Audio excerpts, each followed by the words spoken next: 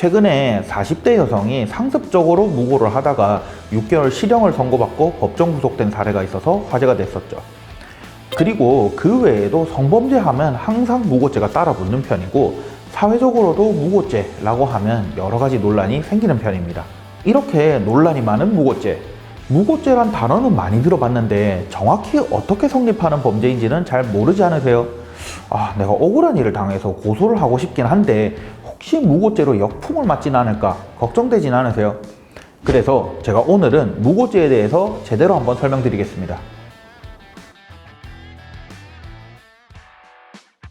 무고죄는 형법제 156조에 규정하고 있는데요. 쉽게 설명하면 다른 사람을 형사처벌 또는 징계에 받게 할 목적으로 허위사실로 공적기관에 신고하는 겁니다.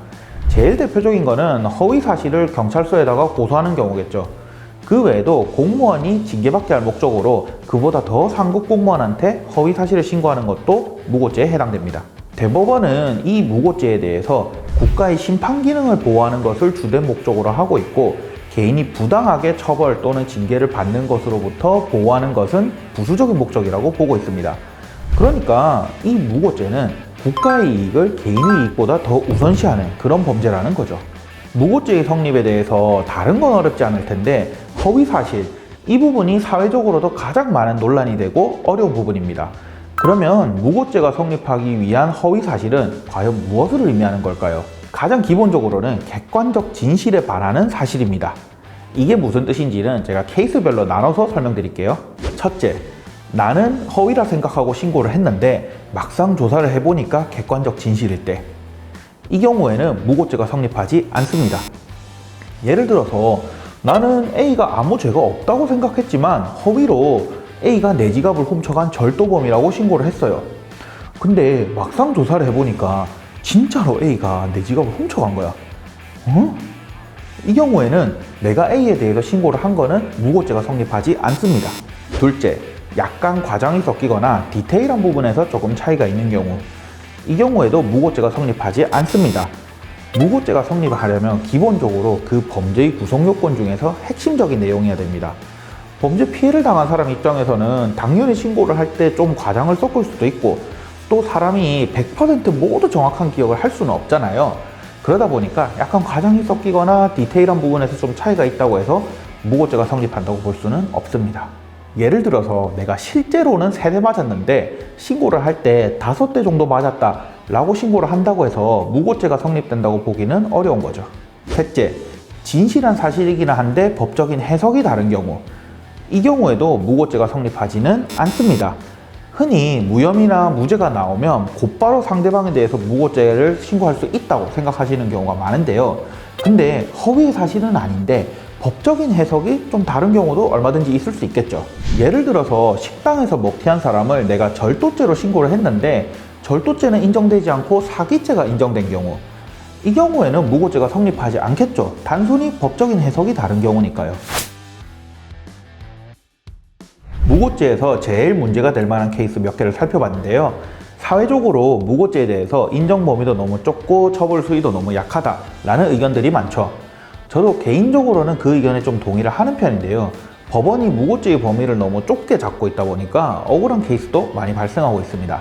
제가 실제로 봤던 사건을 하나 소개해 드릴게요. 의뢰인이 남자분이셨는데 인터넷에서 여자분을 만났습니다. 둘은 분위기 좋게 술도 먹고 결국 합의하에 모텔을 가게 됐죠. 합의하에 성관계를 잘 가지고 여자분이 먼저 씻으러 화장실에 들어가셨는데 그때 남자분이 갑자기 현타가 와서 혼자 귀가를 해버립니다. 씻고 나온 여자분은 나오니까 갑자기 남자가 온데간데 없어지니까 황당했죠.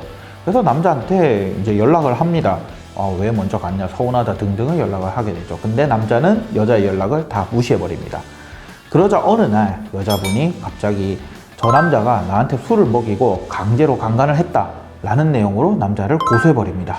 남자는 변호사의 조력을 받으면서 모텔 및 근처 CCTV를 확보를 해서 여자가 똑바로 걷고 있었다는 점, 그리고 여자가 보낸 문자를 보면 서운하다는 내용은 있지만 왜 강제로 했냐 이런 내용은 없는 점 등등 입증 자료를 제출하면서 자신이 강간하지 않았다는 것을 입증했습니다.